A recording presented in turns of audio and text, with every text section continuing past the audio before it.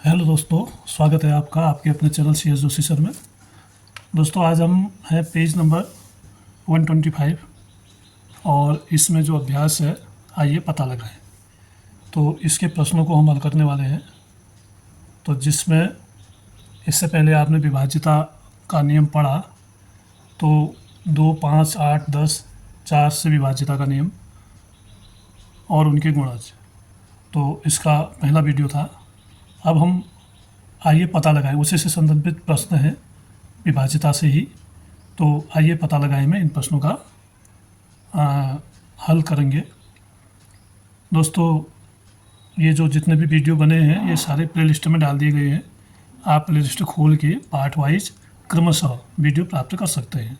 अगर आप YouTube channel खोलेंगे तो उसमें अलग अलग विषयों के अलग अलग वीडियो आपको मिक्स दिखेंगे, लेकिन आपने एक विषय के एक साथ वीडियो देखने हैं तो उसके लिए है प्लेलिस्ट। आप गणित विषय की प्लेलिस्ट देखेंगे तो उसमें गणित के ही सारे वीडियो आपको क्रमशः मिलेंगे, एक के बाद एक, जैसे पार्ट हैं किताब में वैसे ये वीडियो भी मिलेंगे। और अगर आपको हिंदी के देखने हैं तो आप हिंदी की प्लेलिस्ट में जाइए। तो इस तरह से आप प्लेलिस्ट से अपने सारे जो भी प्रश्न हैं हल करने हैं, आपको जिस चीज़ का वीडियो चाहिए वो आपको उपलब्ध हो जाएगा।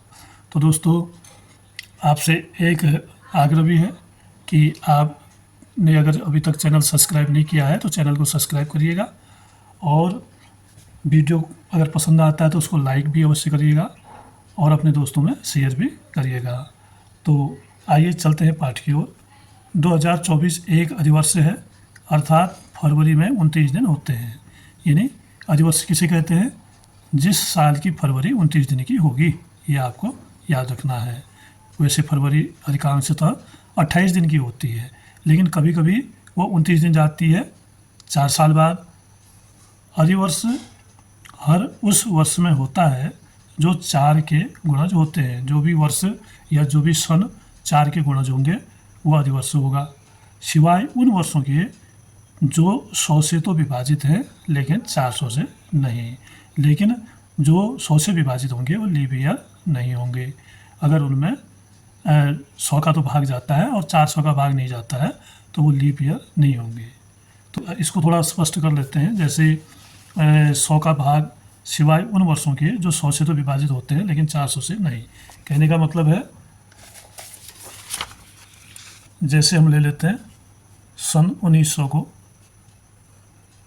अब आप देख रहे हैं इसमें 100 का भाग तो जाएगा लेकिन 400 का भाग इसमें नहीं जाएगा।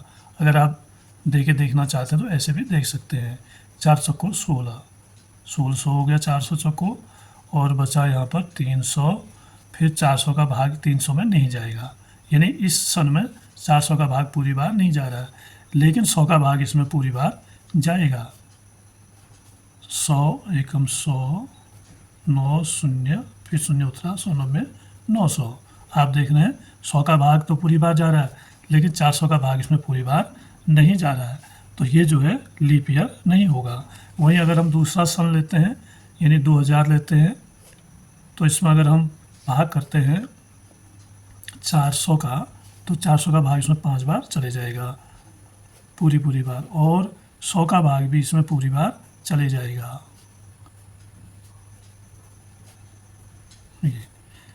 तो ये जो है लीप वर्ष होगा।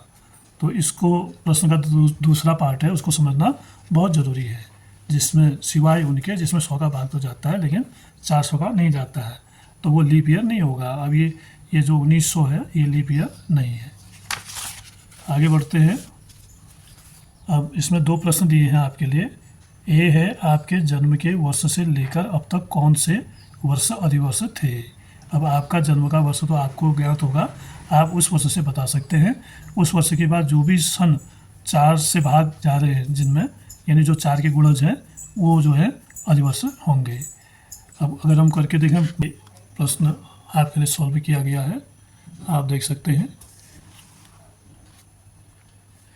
तो ए है इसका, आपके जन्म के वर्ष से लेकर अब तक कौन से वर्ष अधिवर्ष थे? तो अब माना कि आपका जन्म वर्ष 2015 है, 2015 को माना हमने, लेकिन 12 है, 14 है, 16 है, ये आपको पता होगा तो आप उस हिसाब से करेंगे।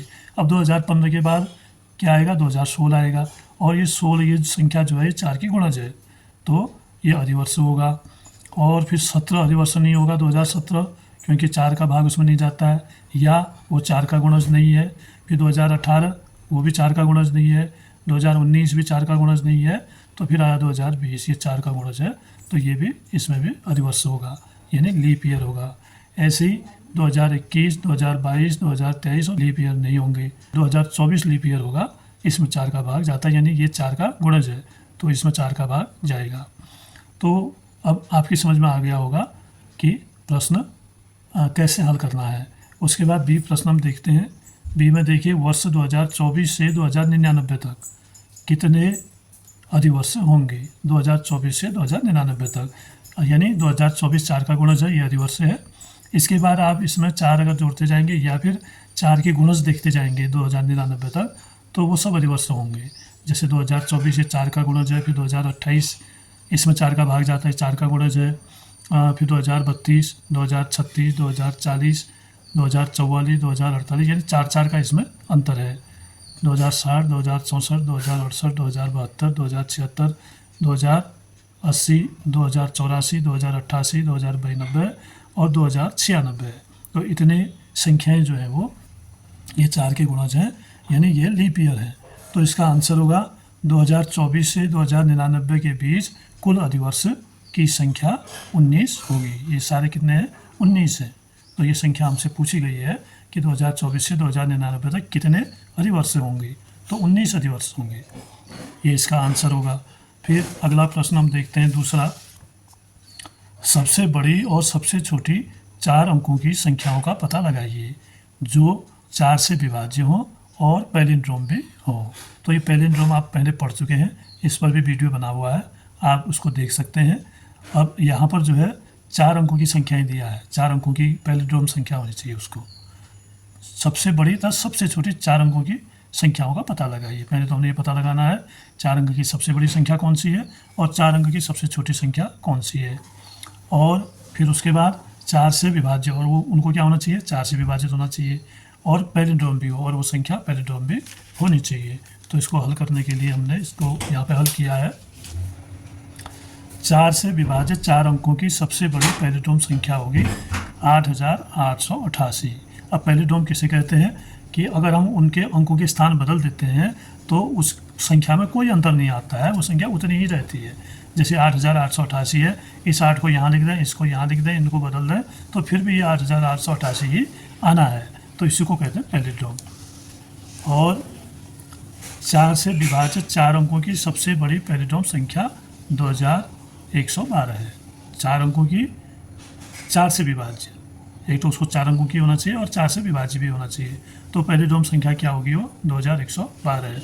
इनके अंक बदल देंगे तो ये वैसे ही आएंगे जैसे यहाँ पर हैं, क्रम बदल के। जैसे पहले इसको लिखें हम, फिर इसको लिखें 1 को, फिर इस 1 को लिखें और फिर इस 2 को लिखें, तो संख्या उतनी ही आनी है। तो ये है पैलिंड्रोम संख्या। कैसी पैलिंड्रोम संख्या है ये? 4 अंकों की सबसे बड़ी पैलिंड्रोम संख्या नहीं, ये 4 अंकों की सबसे छोटी होना चाहिए। इसको बड़ी गलत यहाँ पर हो गया, इसको लिखेंगे छोटी पैलिंड्रोम संख्या। अब देखिए 4 अंकों की सबसे छोटी और 4 से विभाजित पैलिंड्रोम संख्या का पता लगाएं। 4 अंकों की सबसे छोटी और पैलिंड्रोम संख्या का पता लगाना है तो 4 से विभाजित हो। तो यहाँ पर हम देखते हैं कि संख्या का पता कैसे लगाएंगे, हम ऐसे संख्या का पता लगाएंगे। सबसे पहली पैलिंड्रोम संख्या आएगी 4 अंकों की, जो पैलिंड्रोम भी होगी और 4 अंकों की होगी। वैसे 4 अंकों की सबसे छोटी संख्या तो 1000 ऐसे होती है, ये 4 अंक है इसमें, लेकिन पैलिंड्रोम कहा गया, अब ये पैलिंड्रोम नहीं है, तो पैलिंड्रोम होगी 1111। अंकों के स्थान बदल गया, फिर भी उतना ही आना है। और उसके बाद अगली पैलिंड्रोम संख्या होगी 1331, फिर होगी 1441, 1551, 1661, 1771, 1881, 1991, 2002 और उसके बाद आएगा 2112। तो ये 4 अंकों की सबसे छोटी पैलिंड्रोम संख्या यहाँ पर हमें मिली है।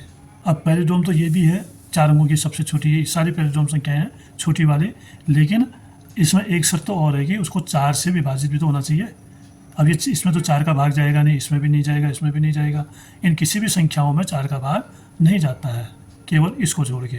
तो ये पहली संख्या यहाँ पर आई जो जिसमें जो है 4 का भाग जाता है, और ये संख्या पैलिंड्रोम भी है। भाग देके हम देख लेते हैं। 2112। इसमें 4 का भाग करेंगे, 4 पंचे 20, 1 यहाँ से उतरा 1, 4 दूनी 8, घटाएंगे 3 बचा, ये 2 इसके साथ उतरा, 4 अट्ठे 32। तो आप देख रहे हैं 4, ये संख्या जो है 4 से विभाज्य भी है, इसलिए 4 अंकों की और 4 से विभाज्य सबसे छोटी पैलिड्रोम संख्या है 2112। अब हम देखते हैं 4 अंकों की सबसे बड़ी और 4 से विभाज्य पैलिड्रोम संख्या। तो अब 4 अंकों की सबसे बड़ी संख्या तो होती है 9999, लेकिन ये 4 से विभाज्य नहीं है। तो अब इसी के अनुसार हम आगे संख्याओं को देखते जाएंगे। फिर आएगा जो पैलिड्रोम है, बाकी को छोड़ देंगे, जैसे 9998 यहाँ पर आना है, इसको छोड़ देंगे क्योंकि पैलिड्रोम नहीं है। तो फिर इसके बाद जो सबसे पहली पैलिड्रोम होती है वो ये है 4 अंकों की 9889, लेकिन 4 से विभाज्य नहीं है। 9779 ये भी 4 से विभाज्य नहीं है। 9669 ये भी 4 से विभाज्य नहीं है। 9559 ये भी 4 से विभाज्य नहीं है। फिर 9449 ये भी 4 से विभाज्य नहीं है। फिर 9339 ये भी 4 से विभाज्य नहीं है। और फिर आया 9229, फिर आया 9119, फिर 9009, फिर 8998। अब ये भी 4 से विभाज्य नहीं है। और फिर आता है 8888। तो ये पैलिड्रोम है, ये पैलिड्रोम संख्या है और 4 से विभाज्य सबसे बड़ी संख्या है, इसलिए जो है ये दोनों 4 से विभाज्य भी है, पैलिड्रोम भी है। तो ये हो गई हमारी 4 अंकों की सबसे बड़ी 4 से विभाज्य पैलिड्रोम संख्या। तो इसका उत्तर हमने पहले यहाँ पर दे दिया है। आगे देखिए प्रश्न नंबर 3 है, खोजिए और ज्ञात कीजिए कि क्या प्रत्येक कथन सदैव सत्य है, कभी कभी सत्य है या कभी सत्य नहीं है। आप अपने तर्क के समर्थन में उदाहरण दे सकते हैं। किताब में प्रश्न देखते हैं, ये वाला प्रश्न है तीसरा, खोजिए और ज्ञात कीजिए कि क्या प्रत्येक कथन सदैव सत्य है, कभी कभी सत्य है या कभी भी सत्य नहीं है।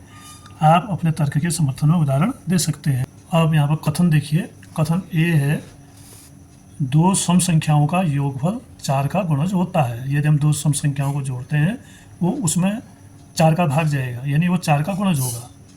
ये कथन सत्य है या कभी कभी सत्य है या सत्य नहीं है।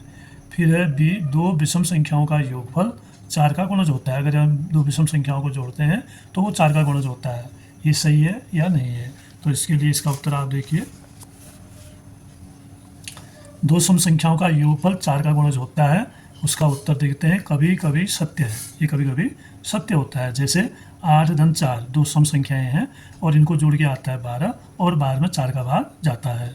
लेकिन 8 और 6 भी दोनों सम संख्याएं हैं, लेकिन इन सम संख्याओं को हमने जोड़ा तो इसको जोड़ के आता है 14 और 14 में 4 का भाग नहीं जाता है। इसलिए हम कह सकते हैं कि यह कथन जो है कभी कभी सत्य है।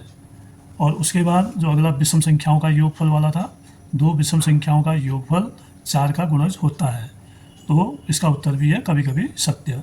जैसे विषम संख्याएं जोड़ते हैं, 11 और 17 जोड़ा तो आ गया 28 और 4 सत्य 28, जिसमें 4 का भाग गया। लेकिन वही हम 2 विषम संख्याओं को यहाँ पर जोड़ते हैं, 13 और 9 को, तो आता है 22 और 22 में 4 का भाग नहीं जाता है। तो इसका उत्तर भी वही होगा कि कथन कभी कभी सत्य है। इसके बाद देखते हैं अगला प्रश्न 4, निम्नलिखित संख्याओं में से प्रत्येक को A10, B5, C2 से विभाजित करने पर प्राप्त शेष फल ज्ञात कीजिए। यानी ये जो संख्याएं दी हैं 78, 99, 173, 572, 980, 1111 और 2345, इन संख्याओं में अगर हम 10 से भाग करते हैं, 10, 5 और 2 से विभाजित करने पर प्राप्त शेष फल ज्ञात करना है। हमने इन प्रत्येक को इन संख्याओं से भाग देकर ये शेष फल ज्ञात करना है। सीधा सा प्रश्न है, आपने भाग देना है और भाग देके आपको पता चलेगा। तो इसका हल देखते हैं। ए है 10 से विभाजित करने पर शेष फल रहेगा। इन संख्या में अगर हम 10 से भाग करेंगे तो शेष कितना रहेगा, 10 सत्ते 70, 8 बचेगा। और 99 में भाग करेंगे 10 9 90, 9 बचेगा। 173 में भाग करेंगे 10 का तो 70.170 होता है, यानी 170 में तो भाग जाएगा लेकिन 3 बच जाएगा। और 572 है, 572 में भाग करेंगे 10 पंचे 50, 7 बचा, फिर 2 उतरा, फिर 10 सत्ते 70, यानी 57 बार भाग जाएगा और 2 यहाँ पर बच जाएगा। फिर 980 है, इसमें शेष नहीं बचेगा, पूरी बार भाग जाएगा। 10 90 90, 10 90 90 और 10 अट्ठे 80। फिर 1111 है, इसमें भाग करेंगे 10 से कम 10, फिर 1 बचा, 1 उतरा, 10 से कम 10, फिर 1 बचा, 1 उतरा, 10 से कम 10, 1 बच जाएगा इसमें शेष। और और इसमें 5 शेष बचेगा, क्योंकि 5 में जब यहाँ पर तो भाग जाएगा 40 तक, 10 दूनी 20, और यहाँ पर 3 बचा 400, 10 3 30, फिर 4 बचा 5 होता, 10 को 40, तो यहाँ पर 5 शेष बच गया। इसके बाद है फिर 5 से विभाजित करने पर, इन्हीं संख्याओं को 5 से भाग देने पर कितना शेष बचेगा। तो 5 से भाग करेंगे तो यहाँ इस संख्या में भाग करेंगे सबसे पहले, तो ये बचेगा 5 एकम 5, 2 8, 5 बच्चे 25, 3 बचेगा। इसमें भाग करेंगे 5 एकम 5, 4 9, 5 9 45, 4 बचेगा। इसमें भाग करेंगे 5 3 15, 2 बचा, 3 होता, 5 को 20, यानी 3 बचेगा। और इसमें भाग करेंगे 5 का, 5 एकम 5, 5 एकम 5, ये 22 हो गया यहाँ पर, 5 को 20 और 2 बचेगा। और इसमें भाग करेंगे 5 का, 5 एकम 5, 5 9 45, 3 शून्य, और 5 के 30, इसमें शून्य बचेगा। और इसमें भाग करेंगे 5 दूनी 10, 5 दूनी 10, 5 दूनी 10, अब 11 है तो 10 आ रहा है, अंत में 1 बचेगा। और इसमें 5 का भाग पूरी बार जाता है, क्योंकि विभाज्यता के नियम के अनुसार 5 या शून्य होने पर अंत में पूरी बार भाग जाता है। तो 5 को 20 और 3 उतरा 4, इसके साथ 3 शेष बचा, 4 और 34 हो गया, 5 के 30, 4 और 5 और 5 9 45, तो यहाँ पर शून्य शेष बचेगा। अब इन्हीं संख्याओं को हमने 2 से विभाजित करना है। अब 2 का भाग करेंगे तो इसमें इकाई के अंक में 8 है, जो 2 का विभाज्य है, तो यहाँ पर पूरी बार भाग जाएगा, शून्य शेष बचेगा। ये 99 है, तो इसमें 2 का भाग करेंगे तो 2 चको 8, 1 9, यानी 19 हुआ, 2 9 18, 19 में से 18 घटाएंगे, 1 बचेगा। इसमें 2 का भाग करेंगे, 2 8 16, 1 3, 2 छक्का 12, 1 यहाँ भी शेष बचेगा। और इसमें इकाई में या अंतिम अंक 2 है तो पूरी बार भाग जाएगा, शून्य बचेगा। और इसमें भी शून्य है, 2 का भाग पूरी बार जाएगा, शून्य बचेगा। और यहाँ पर 1 है, तो यहाँ पर 2 का भाग जो है 10 में तो पूरी बार जाएगा, 11 में से 1 बच जाएगा। और फिर अंत में भी 4 यहाँ पर भाग जाएगा, 4 में, और 1 बचेगा। तो इस तरह से आपने देखा, तो इन संख्याओं से भाग देने पर जो है शेष फल क्या शेष बचता है। फिर हम देखते हैं अगला प्रश्न, 5वां प्रश्न, किताब में देख लें। यह शिक्षक ने पूछा कि क्या 14,560 संख्याओं 2, 4, 5, 8 और 10 सभी से विभाज्य है। गुणा ने इनमें केवल 2 संख्याओं से, यानी 14,560 की विभाज्यता की जांच की और कहा कि 14,560 उन सभी संख्याओं से भी विभाज्य है। वे 2 संख्याएं क्या हो सकती हैं। केवल 2 संख्याओं, इनमें से 2 संख्याओं से भाग दिया उसने इसमें, और भाग गया पूरी बार, तो उसने कहा कि अब बाकी से भाग देने की ज़रूरत नहीं है। अब जो है ये 2 संख्याओं के भाग देने के बाद हमें पता चल गया है कि यह सभी संख्याओं से विभाजित होगी। तो इसका उत्तर हम कैसे इसको हल करते हैं, आइए देखते हैं। हम क्या करेंगे, ये संख्याएं, उत्तर है ये संख्याएं 5 और 8 हो सकती हैं। इसका कारण ये है कि 8 से विभाज्य संख्या 2 और 4 से भी विभाज्य होगी, तथा 5 और 2 से विभाज्य संख्या 10 से भी विभाजित होगी। 5 और 2, 2 और 4, तो यहाँ पर दे रखा है ना, 2 और 4, इनसे भी नहीं, ये वाला है 2 और 4 से विभाज्य संख्या अगर इनसे विभाजित होगी तो इस 8 से भी विभाज्य होगी, क्योंकि वो नियम ही है कि अगर किसी संख्या में 2 और 4 का भाग जाता है, इनके गुणज है वो, तो वो 8 का भी भाग उसमें जाएगा। ऐसे 2 और 5 से अगर किसी में भाग जाता है तो उसमें 10 से भी भाग जाएगा। तो उसने क्या किया, 2 संख्याएं ली, 5 और 8, एक तो 5 से भाग दिया, एक 8 से दिया, तो इन दोनों का भाग उसमें जा रहा है, तो उसने कहा कि इन सभी संख्याओं का भाग उसमें जा सकता है। ये संख्याएं 5 और 8 हो सकती हैं। इसका कारण ये है कि 8 से विभाज्य संख्या 2 और 4 से भी विभाज्य होगी, तथा 5 और 2 से विभाज्य संख्या 10 से भी विभाज्य होगी। अब देखते हैं छठा प्रश्न। छठा प्रश्न है, निम्नलिखित में से कौन सी संख्याएं 2, 4, 5, 8 और 10 सभी से विभाज्य हैं। तो इन संख्याओं में से अब हम यही नियम यहाँ पर अपनाएंगे, ऊपर वाला ही, जिसमें 5 और 8 का भाग जाएगा, उन सभी संख्याओं में इन सभी संख्याओं का भाग जाएगा, उन सभी गुणजों में। तो देखते हैं यहाँ पर उत्तर, दी हुई संख्याओं में 5,600, 6,000, 7,76,00,000, 22,160 तीनों संख्याएं 5 तथा 8 दोनों से विभाज्य हैं। मैंने कहा 5 और 8 का देखेंगे तो बाकी से भी वो विभाज्य होगी। अतः ये तीनों संख्याएं 2, 4, 5, 8 और 10 से भी विभाज्य हैं। फिर अगर आप इसको भाग दे के भी देख सकते हैं, पता कर सकते हैं। फिर प्रश्न नंबर 7 है, दो संख्याएं लिखिए जिनका गुणनफल 10,000 हो। दोनों संख्याओं का इकाई का अंक शून्य नहीं होना चाहिए। इकाई में शून्य यानी अंतिम अंक शून्य नहीं होना चाहिए, ये हमने ध्यान रखना है। तो हम क्या करेंगे, पहले 10,000 के हम इसके गुणनखंड कर लेंगे। तो 10,000 के गुणनखंड ऐसे करेंगे, 2 का भाग दिया 5,000 भाग गया, फिर 2 का भाग देंगे 2,500 आएगा, फिर 2 का भाग देंगे 2,150, फिर 2 का भाग करेंगे 625, फिर 5 का भाग जाएगा इसमें। अब क्योंकि 5 आ गया 2 का नहीं जाएगा, तो 5 का भाग जाएगा 125 बार, फिर 5 दूनी 10, 25, 5 बच्चा 25, फिर 5 बच्चे 25, 5 एकम 5। यानी अब संख्याएं हमें क्या प्राप्त हुई, 2 गुणा 2 गुणा 2 गुणा 2 और 5 गुणा 5 गुणा 5 गुणा 5। तो संख्याएं कितनी प्राप्त हुई हमें, दो संख्या प्राप्त हुई, एक तो 2 और एक 5। अतः वांछित दो संख्याएं जिनका इकाई का अंक शून्य नहीं है। अब हमें वो संख्या पता करनी है जिनका इकाई का अंक शून्य न हो, ऐसी दो संख्याएं बतानी है। हम इन दो संख्याओं को ले सकते हैं, एक तो हम इन 2 को गुणा कर देंगे और एक फिर इन 5 को गुणा कर देंगे। ये तो 2 गुणा 2 गुणा 2 गुणा 2 करेंगे तो 2 दूनी 4, 4 दूनी 8, 8 दूनी 16, ये आ गया। और फिर 5 गुणा 5 गुणा 5 करेंगे, 5 बच्चे 25, 25 पंचे 125, पंचे 625, ये दूसरी संख्या। अब आप देख रहे हैं उसकी जो शर्त है कि इकाई का अंक शून्य नहीं होना चाहिए, न तो यहाँ शून्य है और न ही यहाँ शून्य है, तो दोनों जगह शून्य नहीं है। तो दोस्तों ये था प्रश्न नंबर 7। तो आज का जो वीडियो पार्ट है ये बस समाप्त होता है, और आप वीडियो में बने रहे, धन्यवाद। और दोस्तों फिर से मैं आपसे कहूँगा कि चैनल को लाइक अवश्य करिएगा और उसको अपने दोस्तों में शेयर भी करिएगा। बाकी आगे का पार्ट अगले वीडियो में। धन्यवाद।